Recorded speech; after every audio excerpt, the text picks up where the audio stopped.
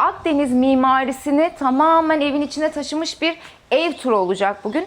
Artık kavisli merdivenden süzüle süzüle inip muhteşem havuz ve deniz manzarasıyla ne dedikodular ne sohbetler yapılır bu masada. Küslüğünde de mesela sen orada ben burada olabilir miyiz? Kimseyle muhatap olmadan böyle bir dinlenmek istersin ya, böyle hani sesimin yankısını, yani biraz mütevazı olacağım galiba. Ya, şehir şehir, malikane malikane gezip yaz sezonunu havuza ve denize girmeden bitiriyoruz galiba. Bu kadar büyük, kullanışlı bir banyo ben çok rastlamadım. Barış düşüyordu. Neyse, iyisin değil mi? Her şey yolunda. Her şey tamam. yolunda. Kubbe şeklindeki ahşap tavanı, tonoz tavan arasından, o koridordan geçerek o soğukluğu ben şu an hissediyorum. Hüzünlü bir veda aslında olacak. Değil mi benim ya? için. Niye böyle bir hüzünlendim gidiyoruz diye? Hayatım, Efendim? başlayalım mı artık? Başlayalım artık, başlayalım.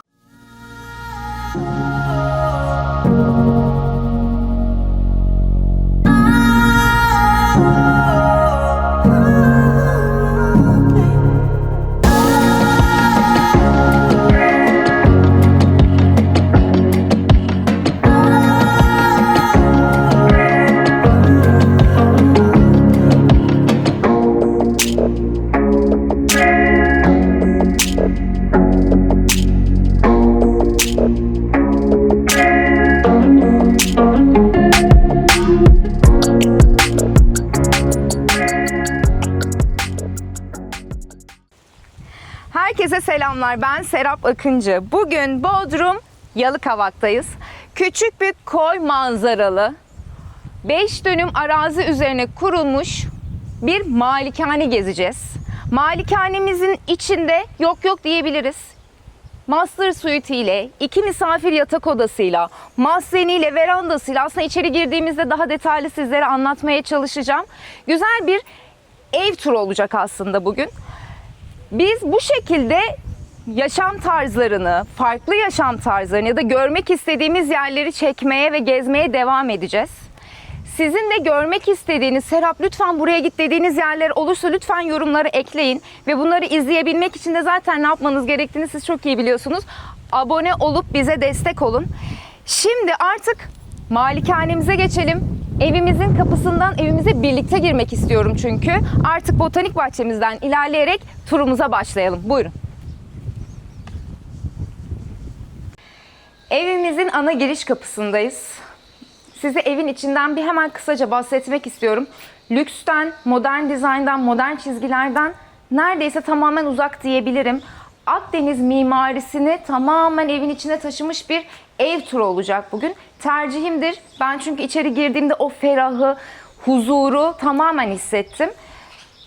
Yaşam alanını ne kadar dışarı taşıyabiliriz ya da dışarıdayken nasıl evin içinde olabiliriz aslında gösteren bir malikane olmuş burası. Ana giriş kapımız, 2 tane araç giriş kapımız mevcut burada. Otopark alanımız hemen bu tarafta, rahatlıkla 2 ya da 3 aracımız burada kalabilir. Yine burada bir boşluğumuz var. O da size az önce seslenmiş olduğum peyzaj alanına bakıyor. Asıl alanımız ön tarafta. Buyurun evimizi gezmeye başlayalım. Evimize girdiğimizde o az önce bahsettiğim Akdeniz esintisini ruhuma kadar hissettim. Muhteşem bir galeri boşluğuna çıktık. Kavisli merdiveniyle alt kata birazdan ineceğiz. Kubbe şeklindeki ahşap tavanı, yere kadar uzanan cam ve şahane bir manzarayla çok güzel bir giriş alanı olmuş burası. Ne diyorsun? Harika. Değil mi? Yani gerçekten o manzarayı daha girişte hissetmek insanın ruhuna iyi geliyor Değil mi? diyebiliriz. Zaten güzel giriyorsun eve. Aşağı katı zaten birazdan gösterdiğimizde aynı huzuru ve keyfi zaten sizler de umarım izlerken hissedersiniz. Şimdi bu katta bir tane master suite'imiz, 2 tane de misafir yatak odamız var. Öncesinde ben size master suite'imizi gösterip sonra yatak odasından alt kata ineceğim. Bu arada burada ben bunu çok beğendim. El işçiliğinden işte ayakkabılarımızı değiştirebileceğimiz bir sedir konulmuş. Bekleme alanı olarak düşünülmüş. Güzel bir detay olmuş. Şimdi buradan buyurun master suite'imize geçelim. Şimdi master suite'imizi gezelim. Birazdan da buradan terasımıza çıkacağız. Çok güzel bir manzarası var. Yani içeri girdiğimde o sessizlik, ferah, çok güzel bir yatak odası olmuş. Yani benim yatak odam nasıl olsun dersen ben bunu tercih ederim. Çünkü ahşabı çok seviyorum. Yine açık renk palet ve ahşabın birleşimiyle o Akdeniz mimarisini burada da sunmuş bir yatak odası olmuş. Yerde balık sırtı parke kullanılmış. Dışarıda da yine doğal taş seramikler vardı. Burası daha farklı bir konsepte bürünmüş. Yine ahşaptan yatak başlığımız, çift kişilik yatağımız, hasır objelerimiz buraya bohem bir hava katmış. Çok da güzel olmuş. Şimdi bu tarafta 2 tane nişimiz var. Buralar şu anda boş. Ben olsam hemen şunu alıp şu sehpayla şuraya taşırdım. Detaylarda göstereceğiz ama gelebilir misin? Işık nasıl çıkar onu da bilmiyorum ama çok güzel bir manzarası var. Terastan da zaten göreceksiniz. Burada koltuğuma oturup kitabımı, kahvemi içerdim. Bence bu nişler bir yatak odasında farklılık katan bir alan olmuş. Ya çiftler için de aslında uygun değil mi? Bak 2 tane var. Küslüğünde de mesela sen orada ben burada olabilir miyiz? Yani orada da sürekli laf atarsın birbirine. Tam böyle saklanıp gizlenip. Ve Laf kızım attım arkamı çekildim. Laf attım çekildim. Alevlendirebilirim. Tamam peki. Şimdi buradan banyomuza gireceğiz ama banyomuza buradan girip buradan çıkacağım. Benim bu kadar büyük kullanışlı bir banyo ben çok rastlamadım. Aslında birazcık şeyi hatırlatıyor burası. Banyoya geçtiğimde modern otel suite banyosu gibi olmuş. Yani tuvaletlerimiz, çift lavabo, mermer ahşap dolaplarımızla, üstü mermer geniş bir lavabomuzla, yine burada ferah bir duş alanımızla giyinme alanına geçiyoruz. Burada çok sayıda gardırobumuz var. Buradan da yine yatak odasına bağlanıyor. Bence çok güzel. Bizim için de sürpriz oldu. Değil mi Biz geldiğinizde? şaşırdık evet. Yani Ha bir evet. ebeveyn banyosu bekliyorduk ama. Tabii. Yani birleşik bir alan çok güzel düşünülmüş. Gerçekten adı gibi master suite olmuş burası. Şimdi buradan girmiş olduğumuz yatak odamıza çıkıyoruz. El işçiliği şifonyer. Bu benim yani ben galiba ahşabı, el işçiliği çok seviyorum. Eskitilmiş birçok üründe dikkatimi çekiyor. Çok beğendim. Buraya farklı bir hava katmış. Dediğim gibi ahşabın, Akdeniz mimarisinin göbeğinde bir yatak odası olmuş. Şimdi buradan, bu arada klimaları söylemek istiyorum size. Hemen es geçmeden. Diğer odalarda da göreceksiniz. Odanın dizaynını bozmamışlar. Yani diğer odada da dışına ahşaptan kapatma yapmışlar. Kesinlikle görüntüde hiçbir olumsuz bir durum yok, değil mi? O detaylarda estetiği hissediyorsun. Evet. Kesinlikle göz yormayan. Evet. Yani işlevsel şeyler var ama bunları da kesinlikle dizaynını, havasını bozmadan Evet, monte aynen etmişler. öyle. Evet, yani ince düşünülmüş güzel bir suite, master suite olmuş burası. Şimdi buradan da terasımıza çıkalım.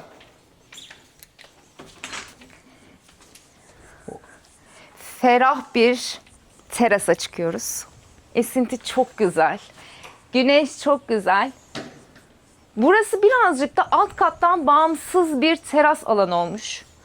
Şemsiyemizi açıp küçük bir manzarasıyla doğanın içinde yatmadan önce hemen bir iki sohbet edip keyif yapabileceğimiz güzel bir alan olmuş. Şimdi buradan da bahsetmiş olduğum diğer yatak odamıza geçelim. Balkonumuzdan yatak odamıza giriyoruz. 2 tane misafir yatak odamız mevcut. Az önce gösterdiğim Master Suite'deki tüm detaylar, mobilyalar burada da kullanılmış. Yine dediğim gibi balık sırtı parke, ahşap gardırobumuz, yine ahşaptan yatak başlığımız, hasır objelerimiz bahsetmiş olduğum klima detayı bence çok güzel düşünülmüş. Yüksek tavan, ahşap tavanlarla birlikte yine o sürekli de Akdeniz esintisi demek istemiyorum ama gerçekten detay detay Akdeniz esintisini her köşesine koymuş bir ev burası. Burada yine el işçiliği olan bir sandığımız mevcut. Televizyonuyla tamamen rahat kullanıma açık bir yatak odası. Şimdi buyurun buradan da diğer yatak odamıza geçelim. Nerede olduğumu göstermek istiyorum. Şimdi evin giriş kapısı. Şöyle geçeyim mi? Evin giriş kapısı, galeri boşluğuna baktığımız yer. Hemen karşısı da master suite'imiz. Yani her odadan çıktığımız alan, gün ışığını alan ferah bir noktaya çıkıyor. Yine burada el işçiliği olmalı çok güzel bir ayna. Buraya... Bunlar da sanıyorum o sandıklarla uyumlu değil mi? Evet. Aynı el işçiliği var burada da. Buradan da diğer yatak odamıza geçelim. Burada da yine az önce göstermiş olduğum aynı dizaynlar var. Yine ahşap, balık sırtı parkemizde. Dediğim gibi aslında standart bir iki misafir yatak odası olmuş diyebiliriz. İkisini Bütünlüğü aynı kullanmış. bozmamışlar. Evet, bütünlüğü kesinlikle bozmamış. Yine burada 2 tane klimamız mevcut. Buradan da yan tarafında küçük bir çıkabileceğimiz bir teras alanı var. Evin giriş kapısına bakıyor. Burası da ama zaten ön taraftaki teras alanı bence kullanılacak en güzel yerlerden bir tanesi. Bu yatak odasının ebeveyn banyosu da var. Buyurun.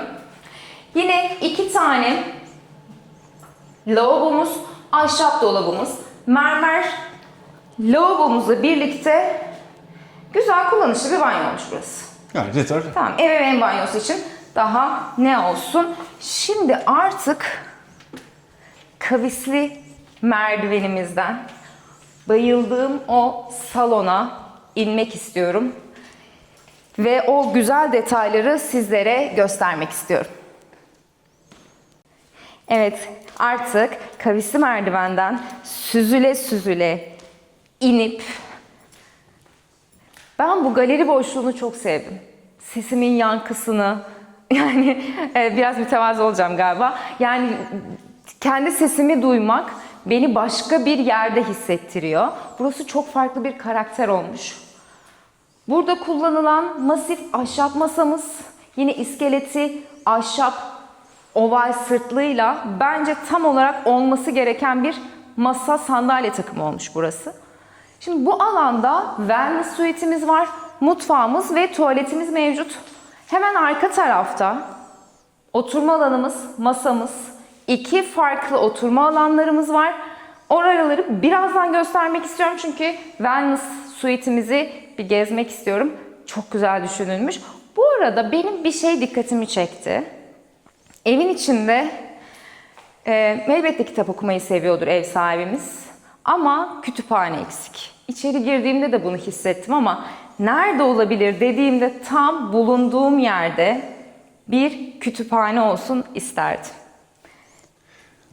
Merdivenin altında mı düşünürdün bunu? Yoksa şu tam Burada mı? evet. Ben O alanda mı buradan düşünürdün? gelip hemen katmanlarla yükselerek burada kocaman yani şuraya kadar ya da senin dediğin gibi şuraya kadar bir kütüphane isterdim. Bu boşluğu da tamamlayarak. Çok güzel olurdu. Evet. Ben olsam öyle yapardım. Neyse bir gün böyle bir evimiz olduğunda ben öyle yapmayı tercih edeyim. Şuradan ineyim birazcık yüksek. Ben de sana buradan eşlik edeyim o zaman. Tamamdır. Güzel bir koridor. Yani bu evin her noktasında şunu hissediyorsunuz. Burası lüks bir ev mi? Bence değil. Yani görkemli, şatafatlı bir malikane mi? Kesinlikle değil. Bence olması gereken bir yaşam alanı sunmuş bir malikane olmuş burası. Ferahlığıyla, oturma alanlarının açık renk tonlarıyla, masasıyla, verandasıyla insanı içinde otururken o kasmıyor. Yani aslında şöyle diyebilir miyiz? Mütevazı. Evet, Çünkü evet. normalde çok kıymetli bir bölgedeyiz. Tabii ki. Çok büyük bir alan. Tabii ki. Kullanılan eşyalar Çok gerçekten değerli, çok kaliteli, güzel. Evet. el işçiliği olanlar. Hepsi el işçiliği zaten. Tabii. Ama bunu çok mütevazı bir şekilde bize Kesinlikle göze göstermiş. sokmuyor. Amaç burada bence rahatlık, huzur olmuş. Kesinlikle. Bence de istediklerini tamamen sunmuş. Ben birazdan göstereceğim. Ahşap boncuk avizelerine bayıldım. Bunu detaylıca seninle konuşalım. Çok hoşuma gitti. Şimdi koridorumuzdan ilerlediğimizde duvardaki tablolar buraya güzel bir karakter katmış. Burada eskizlerimiz, renkli tablolar, küçük dokunuşlar her bölümü farklı göstermiş, farklı bir karakter sunmuş. Ben seviyorum çünkü duvarların açık olması, üstüne renkli bir şeylerin işlenmesi keyifli duruyor duvarda. Bu tabloları da çok beğendim, çok güzel olmuş. Evet, şimdi suite'imize girelim mi? Işığı kapatalım mı? Ne diyorsun? Kapatalım. Biz detaylarda zaten tekrar Değil mi? göstereceğiz. Evet. Şimdi ben yani evin içinde bir spa alanı var deyip aslında geçmek istemiyorum. Yani çok küçümsemiş oluyorum çünkü burayı. Burası her anlamda dinlenme noktası diyebiliriz değil mi buraya? Kesinlikle. Yani evin içinde ayrı bir kapı açılıyor. Evet. İçerisinde tabii ki spa alanı var. Sen Göstereceğim göstereceksin. zaten birazdan, Detaylar evet. var. Ama tamamen kendi dünyasını yaratmış. Kesinlikle. Yani içeri girdiğimizde halı detayıyla, lunch alanıyla, yine burada da sesim yankı yapıyor. Çok hoşuma gitti. Hasırdan abajurumuzla bütünlük sağlamış bir lunch alanı diyebiliriz. Kocaman bir ayna. Çok seviyorum.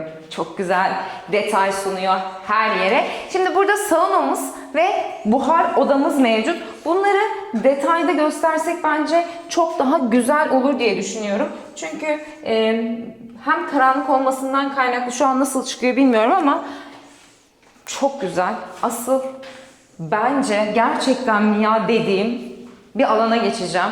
Şimdi saunamızdan, buhar odamızdan çıktık. Kimseyle muhatap olmadan böyle bir dinlenmek istersin ya. Böyle hani kimseyle sohbet etmeden o böyle duştan çıkıp, saunadan çıkıp bir uzanıp dinlenmek istersin ya. Bence muhteşem düşünülmüş bir yer olmamış mı? İlk girdiğimiz kapıyı kilitliyoruz. Evet. Artık yokuz. Tamam, güzel. Şimdi az önce gösterdiğim yatak odasındaki ahşap çift kişilik yatağımız, mobilyamız aynı şekilde burada kullanılmış. Balık sırtı parke zeminleri yine kullanılmış. Buradaki objelerle birlikte bütünlük sağlamış bir yatak odası olmuş. Burada yine bir çalışma masamız var. Televizyonuyla şahane bir peyzaj alanına açılan penceresiyle burada var. Ahşaplardan oluşan bir avize. Kapatamadım. Böyle kalsın. Ferah da olsun.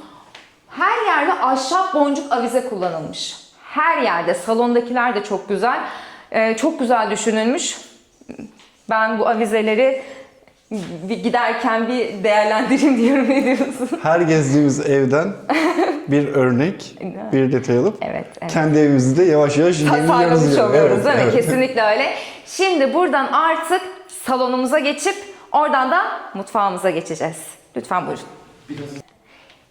Şimdi oturma alanımıza geçtiğimizde bu tarafta masif ahşaptan yapılmış 8 kişilik çok güzel bir yemek masamız var. Yine oval sırt ahşap iskeletten oluşan sandalyelerle, eskitme halısıyla, muhteşem havuz ve deniz manzarasıyla ne dedikodular ne sohbetler yapılır bu masada. Çok güzel konumlanmış bir yer. Yine bu tarafta da konsolumuz var. El işçiliğinden yapılmış çok güzel bir konsol. Üstünde abajurlarla, simetri aynalarımızla bir bütünlük sağlamış.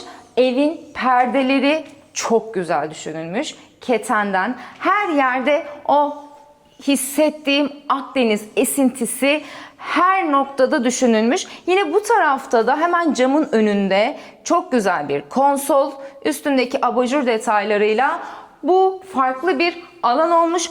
Bu tarafa geçtiğimizde 2 tane lounge alanımız var. İkisi de farklı tarzda ama birbirine çok yakın. Şu detayı çok sevdim. Damarlı doğal taş işlemeli. Bodrum taşı Evet, diyebiliriz Bodrum değil taşı. mi buna? Bu çok güzel olmuş. Ünitesiyle, televizyonuyla bir bütünlük sağlamış. Açık renk kullanılan mobilyalar, duvardaki açık renk palet, keten perde, ahşap avize. Daha fazla bahsetmeyeceğim. Kimseyi de boğmak istemiyorum ama Sanıyorum bagajımıza bir şey daha eklendi. kesinlikle bu sehpayı çok beğendim. Çok kullanışlı bir sehpa. Kesinlikle çok güzel düşünülmüş. Yine burada bir adet konsolumuz var. Bu tarafa geçtiğimizde daha da böyle sakin, günlük hayatta oturabileceğimiz bir bölüm gibi düşünülmüş olabilir.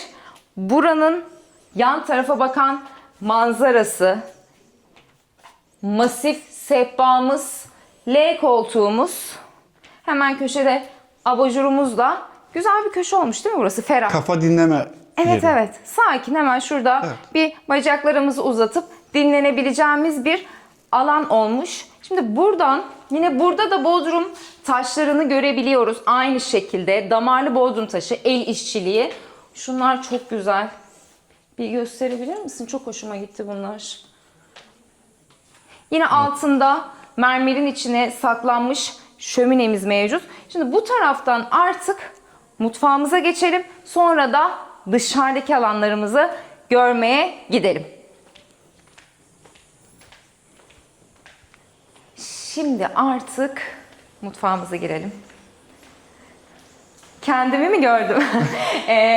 Bodrum Yalıkavak'taki videomuzda buradan açalım, eşlik etsin istedik. Bu videodan sonra Evet. Yalıkavak'taki diğer malikaneyi izleyebilirler. Evet, o zaman. izleyebilirler artık. Mutfağımız country model çizgileriyle aslında donatılmış bir mutfak olmuş. Birazcık o yine Akdeniz mimarisi var ama daha çok o country mimarisini hissediyorsunuz değil mi burada? Geniş tezgah, ferah camlarıyla. Şimdi birazdan misafir evlerine geçeceğiz. Bekleyin çünkü daha dışarıda çok fazla alanımız var. Çok fazla dolabımız, pirinç görünümlü dolap kulplarımızla bence güzel düşünülmüş bir ferah bir mutfak olmuş. Ahşaptan sarkıt avizelerimiz, yine keten perdelerimiz burada da kullanılmış. Yine burada masif ahşaptan yapılmış masamız. Her alanda aynı masa, aynı sandalye kullanılmış. Uyumdan vazgeçilmemiş. Çok da güzel düşünülmüş. Yine bu tarafta ankastremiz, buzdolabımız, dolaplarımız mevcut. Buradaki konsolu ben mutfağa girdiğimde de aynı şeyi hayal ettim. Sizlerle de paylaşmak istiyorum. Ben yine bu konsolu kullanırdım ama burayı kahve köşesi olarak kullanırdım. Aa, evet. Değil mi? Burası o hep evlerde göstermiş olduğumuz ya da hep benim istediğim tezgahtan bağımsız bir kahve alanı olsun isterdim. Sen söyleyene kadar hiç hayal etmemiştim. Tamamen kahve köşesi olması gereken bir yermiş. Yani şurada yine yani ışıklandırması, işte klimasıyla vesairesi her şey düşünülmüş ama şurada güzel bir köşe detayı, ne bileyim insan bir şeyler daha görmek istiyor ama her anlamda aslında güzel, kullanışlı, ferah, o sıcak atmosferi hissettiğimiz bir mutfak olmuş. Buraya çok içeri girmiyorum.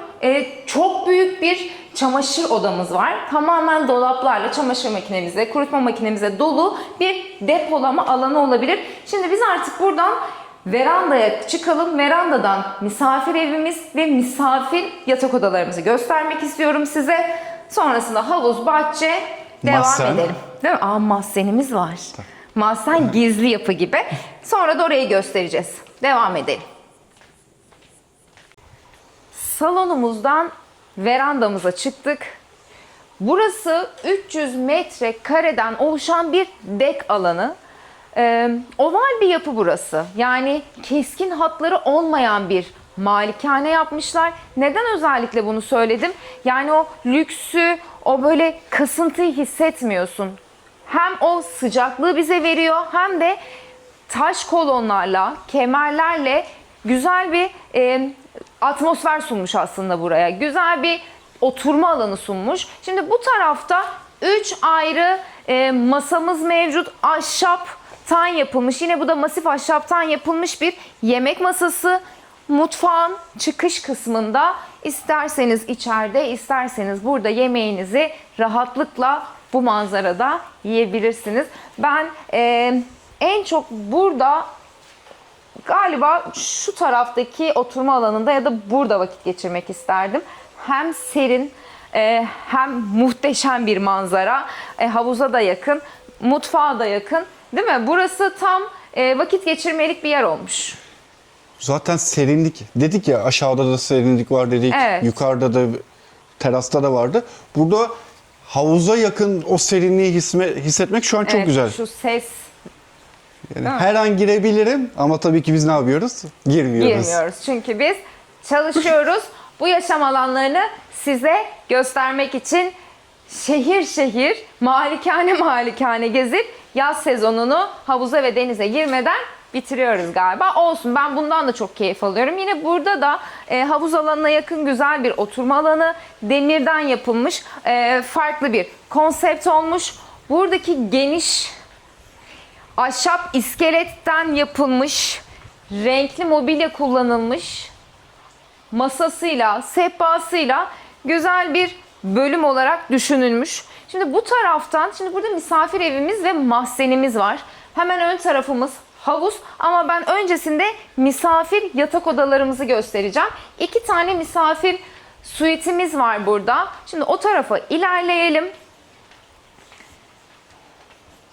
Peyzaj alanı, ferahlığı, yani misafirlerimiz bile burada kalırken hemen şöyle odasından çıktığında şuraya bir sandalyesini atıp kendini özel ve mutlu hissedebilir burada. İnsana verilen değer çok güzel düşünülmüş aslında. Yani misafir gelsin burada herhangi bir yerde yatsın değil, onlara da güzel bir bölüm yapıldı denilecek bir yatak odası olmuş. Burada yine yerlerde balık sırtı parke kullanılmış. Ahşabıyla, çift kişilik yatağıyla aynı şekilde duvardaki detaylarımızla gardırobumuz, fazlasıyla depolama alanımız. Bahsetmiş olduğumuz klima yine burada saklanmış. Asla odanın konseptini bozmamış. Her odadaki banyo çift lavabodan oluşuyor. Çok güzel düşünülmüş değil mi? Yani dediğim gibi aslında insana verilen değeri fazlasıyla hissediyoruz burada. Yine burada taştan yapılmış bir banyomuz, duşumuz, lavabomuz. Yeterli. Buradan da çıkıp şuradan Ya peyzaj biz zaten alanına çıkıyoruz. resort otel Evet odası o havası konsepti veriyor. evet her yerde hissediyorsunuz. Şimdi aynı konsepte ikinci yatak odamız var. Hemen şöyle çok içine girmeden, sizi de çok fazla sıkmadan gösterebilirim. Aynı standartlarda yatağımız, banyomuz, ebeveyn banyomuz, yine klimamız da burada mevcut. Yan tarafta da depolama alanımız var. Sister odalar diyebiliriz. Diyebiliriz. Kesinlikle sister odalar diyebiliriz. Yine buradan botanik bahçemizden ilerleyerek kapılarımızı kapatalım. Çok sayıda kedimiz var. Hepsini çok seviyoruz ama ev sahibine rahatsızlık vermemek için şimdi verandamızdan misafir evimize gidiyoruz. Misafir evimizde salonuyla, yatak odasıyla, mutfağıyla tamamen bir 1+1 ev diyebilir miyiz oraya? Diyebiliriz. Tamamdır. Şimdi misafir evimizi gezelim. Misafir yatak odamızın önündeyiz. İçine girmeden önce, içine girdiğimde bu tarafa bayıldım dediğim yeri size dışarıdan göstermek istiyorum. İç, dış, yani kesinlikle her yer meç olmuş diyebilirim. Yani ne dışarıdan uzaksın ne içeriden uzaksın. Her ikisinde çok güzel bağlamış bir malikane olmuş.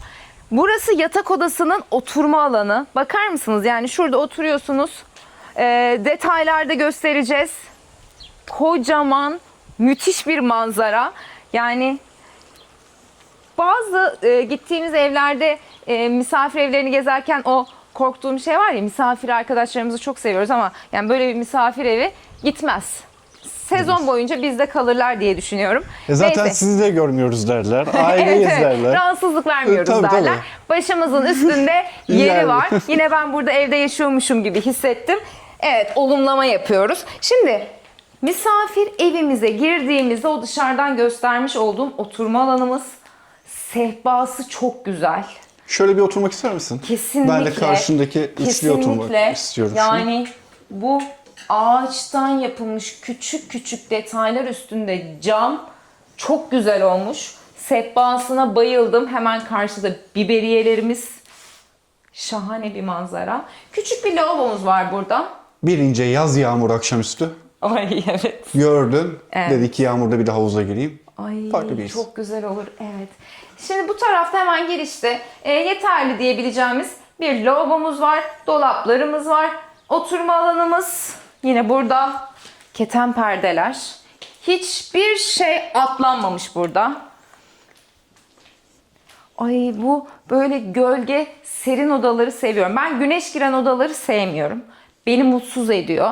Bu gölge, bu serinlik hissi, bu atmosferi seviyorum galiba ben. Gölgede daha keyifli vakit geçirebileceğime inanıyorum. Yine burada masiften yapılmış bir ortada sehpamız var. El işçiliği olan bir konsolumuz. Aynı şekilde burada da bir konsolumuz mevcut. Ahşaptan yapılmış çift kişilik yatağımız, üstünde yine duvardaki objelerimizle bütünlük sağlamış. Burası tamamen dediğim gibi aslında 1+1 diyebileceğimiz bir ev olmuş. Değil mi? Kesinlikle. Burada da kendine ait İş kazası diyelim. olabilir Devam mi? edelim. Tamam. Devam edelim. Barış düşüyordu. Neyse iyisin değil mi? Her İyi, şey yolunda. her şey Tamam, yolunda. şahane. Yine burada banyosu, tuvaleti, lavabosu. Tamam işte. 3 ay kalır misafir. Nereye gitsin ki buradan? Şimdi o bahsettiğim mahzene geçelim mi? Çok da karanlık. Işıklarını da kullanmak istemiyoruz. Çok fazla ışık kullanılmamış da zaten. En azından görelim. Evet. Çünkü toprağın altına giriyoruz. Ve şu an sanıyorum burada hava 32-33 Evet, derece değil mi? 33 dereceydi az İçeride önce. O içerideki bana o hissettiğin serinliği... dereceyi söyler misin girince? Tamam. Yani tam bir derece söyleyemem ama o serinliği size hissettirmeye çalışacağım. Kocaman arılar var burada. Şimdi buradan içeri girdiğimizde tonos tavandan yapılmış bir koridordan mahzene geçiyoruz. Tonos tavan toprağın altına yapılmış, yükü taşıyabilen bir tavan türü. Yükü etrafındaki duvarlara saçarak yüzlerce yıl kullanılabilir bir tavan türüymüş. Benim çok hoşuma gitti. Sonrasında bunu araştırdıktan sonra da diğer bulunduğum yerlerde aslında algıda seçiciliklerim başladı. Bak burada da tonoz kullanılmış. Tonozun ne olduğunu aslında bu mahzende daha net anladım. Çünkü gerçekten toprağın altındayız. Fazlasıyla bir yük var ama bu yapı sayesinde bütün yük yanlardaki duvara dağıtılmış. Tonoz tavan arasından, o koridordan geçerek o soğukluğu ben şu an hissediyorum. Çok güzel. Karanlık mı bilmiyorum. Şu an sen aydınlıksın. Hatta şöyle yapalım. Sen tamamen aydınlıksın. Tamam. Burada anlatırsın. Detaylarda da o karanlık hissini zaten verelim ki biz Daha net şu an anlaşılsın, evet, daha net değil mi? anlaşılsın. Şimdi burası mahzen olarak dekor edilmiş bir alan. Yani burayı şarap mahzeni olarak düşünebilirsiniz. Şarap tadım alanı olarak da düşünebilirsiniz. Pro tadımı da yapabilirsiniz. Minik ama bence yeterli. Ben bu zaten koridora bayıldım. Şimdi artık bahçemize çıkalım ve havuzumuza geçelim. Buyurun.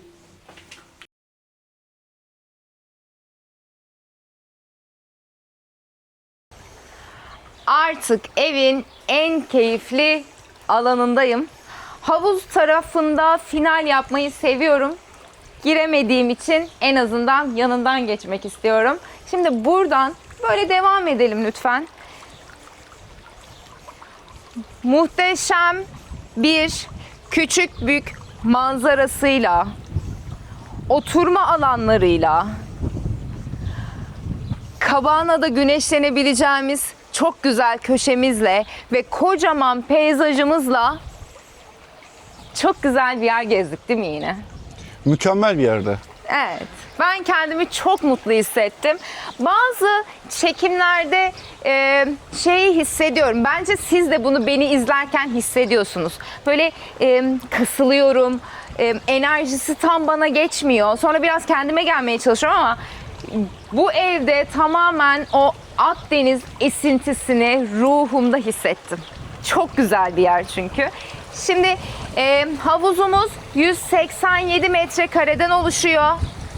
Çok güzel bir havuz. Dediğim gibi kabağımız var, oturma alanlarımız var. Hemen arkamızda muhteşem bir manzara. Evimizi buradan size aslında göstermek istiyorum. Şezlongun altında da güneşlenen kedilerimiz. Şimdi evin giriş kapısı arka tarafta. Ortada salonumuz, mutfağımız, üst kattaki yatak odalarımız, misafir evimiz, hemen yan tarafta 2 misafir suitemizle kocaman bir peyzaj alanıyla artık malikane çekimimizi tamamlamış bulunuyoruz. Bizim için çok keyifliydi. O sıcaklığı, serinliği biraz yukarıda olduğumuz için hissettiğimiz çok güzel bir atmosferin olduğu bir çekim oldu.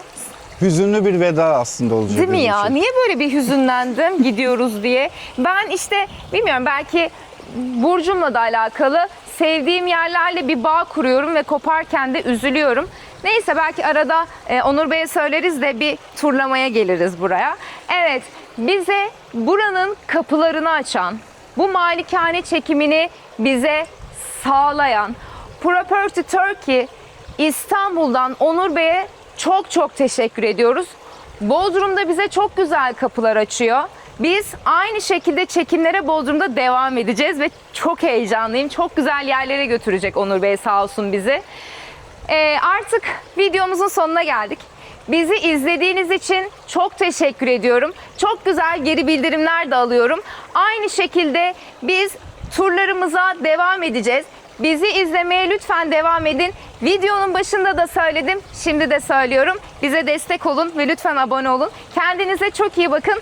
Bir sonraki ev turumuza görüşmek üzere. Hoşça kalın.